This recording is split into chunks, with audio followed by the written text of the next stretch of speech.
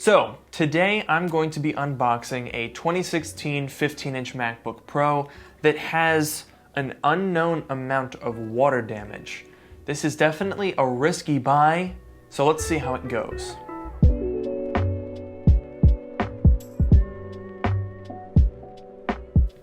This video is sponsored by Hostinger, a comprehensive web hosting platform with advanced features such as email client, WordPress compatibility, comprehensive SEO tools, and e-commerce built in. For a limited time, you can get up to 91% off with code LukeMiani at checkout.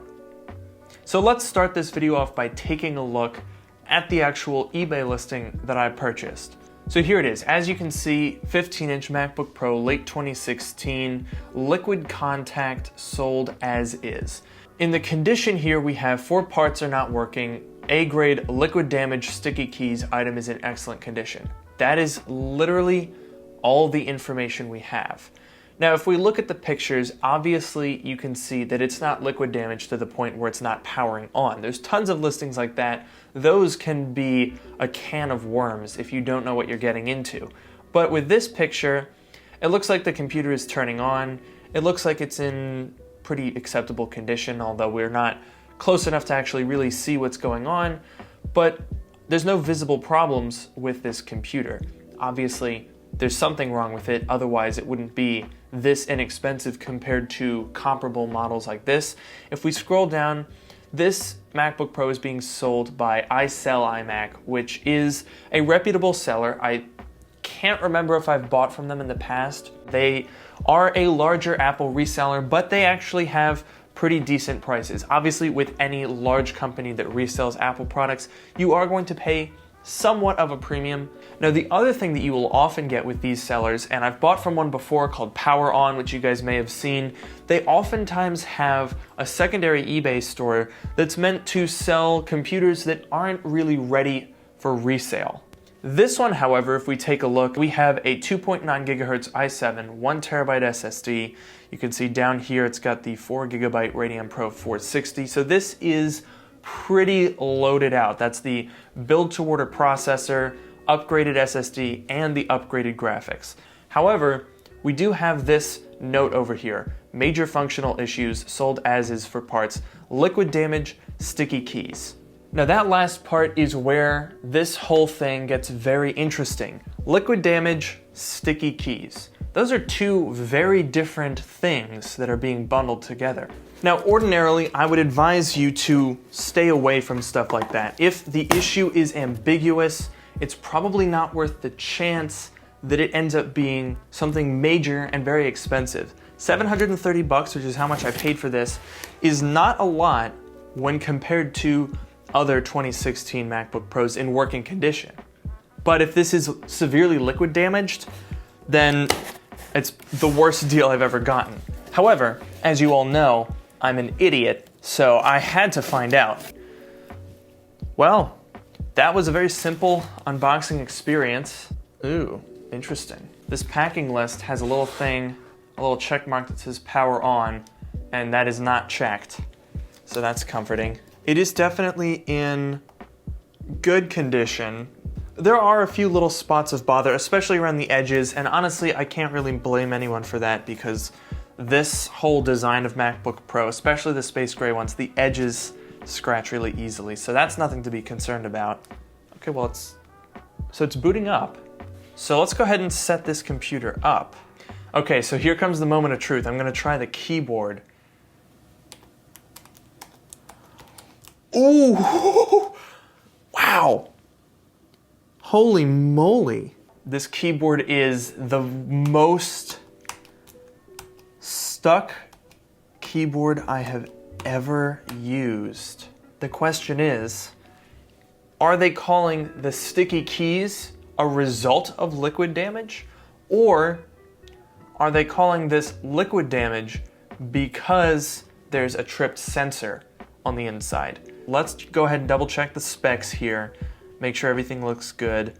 So we have a 15-inch 2016, the quad-core i7, 1 terabyte SSD. Okay, battery cycles look good. Graphics, yep, there's the Radeon Pro 460 4 gig. So it is what they said it was. Kind of unusual for me. I have a habit of getting computers that I didn't order. Why don't we go ahead and open this thing up? All right, so here's what we're looking at on the inside. You can see we have quite a bit of dust on the fans. However, what I don't see are any signs of liquid damage. Now, as far as Apple is concerned, you determine if there's liquid damage by looking at the liquid sensors. So here's one over here, not tripped. There's another one, also not tripped. Here's one up here, fine. There's another one. There's another one. On the inside, on the actual logic board, I don't see anything. Obviously, it's gonna need some dusting. We've got some dust caking up around the fans. That's what you would expect. This machine is about 3 years old or so. So that's not out of the ordinary. Also, as a side note, here is the bottom case. And I don't know if this is showing up on camera, but you can kind of see the way the dust falls sort of in the pattern of how air flows through the case. That's just a kind of neat thing that you'll notice when you take these things apart. All I'm gonna do is kind of brush out some of the dust around the fans and clean out the inside of this machine a little bit, put the bottom case back on, and I don't see any issues aside from the sticky keyboard with this machine at all. I think it's perfectly fine. Okay, so upon inspection, it looks like there are no signs of liquid damage. Apart from the dust, the only thing wrong with this computer are those keys. So the thing we gotta figure out is why the heck was this listed as a liquid damaged MacBook? Because when you see liquid damaged stuff on eBay, that's some serious business. And the thing is, it can be so unpredictable, because you could have a liquid damaged MacBook that doesn't turn on, that has been doused in a bucket of milk and is completely corroded, or you could have one that also doesn't turn on and just has a tiny little spot that can be somewhat easily corrected. So most of the time I stay away from them. However, this one, here's what I think happened. Because this is a larger company, they have a lot of inventory, they probably have a system of different buckets that you can select of what's wrong with the machine when you create a listing and take the photos. And because it's a somewhat automated system, you can't just describe the issue like you would on a normal eBay listing. So frankly, liquid damage was probably just the most obvious thing that you could list this under, put it up for $730 and just be done with it. However, I'm not just gonna let it sit around like this. Oh no, we're gonna use the Miani magic and take this to the Apple Store and see if they'll replace the keyboard, in which case this will be a pretty solid deal. But I sure hope that they'll fix it, because if you wanna get an idea of what it's like to type on this particular keyboard, go on Google Images, type in butterfly keyboard. Then what you're gonna do is grab a PNG and go ahead and print that out. Put that on your table and then start typing. That's pretty much what it feels like. It's not good. All right, let's get this thing fixed. It took a very long time to get this MacBook Pro repaired. You can even see my hair is noticeably longer than it was in the previous shot. It took so long, in fact, that we have time to talk about today's video sponsor, Hostinger.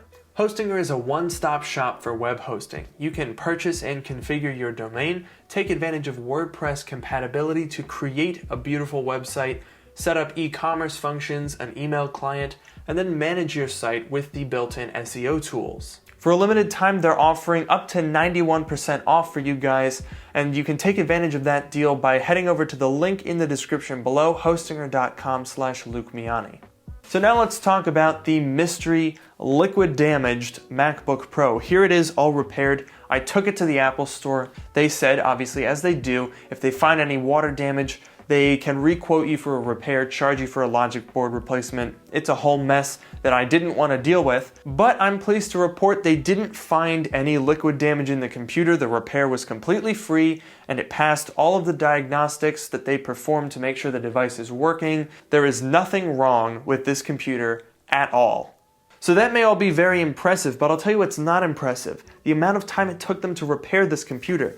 So I took this thing into the Apple Store the day that I unboxed it. As soon as I cut filming, I went on, found an Apple Store appointment for that same day, hopped in the car, and off I went. It took them 13 days to repair this computer.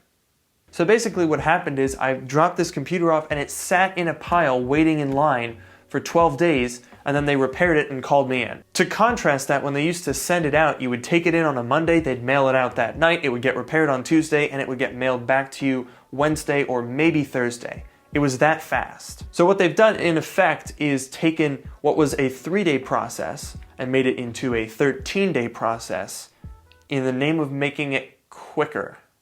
Huh? What?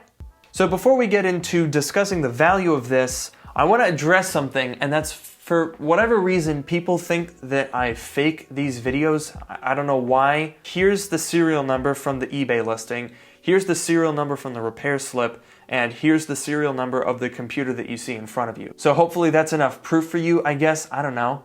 Alright, so $730 for this pretty loaded 2016 model. Is it worth it? Was it a good deal? If we look at this from a purely monetary perspective, this is undoubtedly a good deal. $730 for what is essentially now great condition, brand new battery, brand new keyboard, upgraded i7, Radeon Pro 460, and the 1TB SSD. A lot of options. This computer's probably worth $500 more than I paid for it. But the real question is, should you even be buying a Touch Bar MacBook Pro from 2016 or 17 anyway? Because the problem is, this has a lot of competition from what I declared the best MacBook of the 2010s, the mid-2015 15-inch MacBook Pro. Now you are going to have some advantages with this computer, namely better graphics and slightly better CPUs. You're also going to get stuff like Thunderbolt 3, which is undoubtedly a positive now, and faster SSDs. But the problem is, this generation of MacBook Pro makes some definitely noticeable compromises. The keyboard is not to be trusted, and the Butterfly keyboard replacement program runs for 4 years from the purchase date of the computer, which means that I only have until December. That's not good, because these things fail super easily and I'd be stuck with it. And then of course we're also going to be missing out on legacy ports. But despite all those issues, I think I definitely did very well here, considering I have about $500 in equity of what this computer's worth versus what I paid for it. However, it is risky. Every time you see something listed as having liquid damage, it should be a red flag and you should proceed with caution. It worked out for me in this case because, of course it did. It's the Miani magic. So that's going to do it for this video. Let me know down in the comments below if you think I did well with this purchase. And of course, don't forget to like, comment, and subscribe. Please consider following me on Twitter at Luke Miani, and don't forget to join my subreddit if you have any questions. That's linked down in the description below. And with that, I'll see you all in the next video.